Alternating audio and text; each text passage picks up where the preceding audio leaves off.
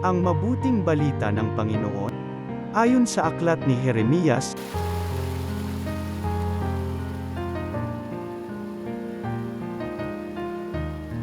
ito ang sinasabi ng Panginoon.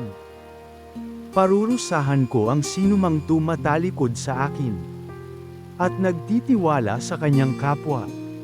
Sa lakas ng mga taong may hangganan ang buhay.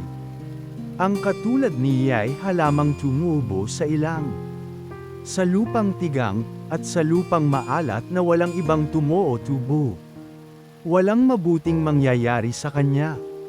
Ngunit maligaya ang taong nananalig sa puon. Pagpapalain ang umaasa sa kanya. Ang katulad niya ay halamang nakatanim sa tabi ng batisan. Ang mga ugat ay patungo sa tubig. Hindi ito manganganib kahit dumating ang tag-init, sapagkat mamamalaging lontian ang mga dahon nito. Kahit di umulan ay wala itong aalalahanan. Patuloy pa rin itong mamumunga. Ang mabuting balita ng Panginoon.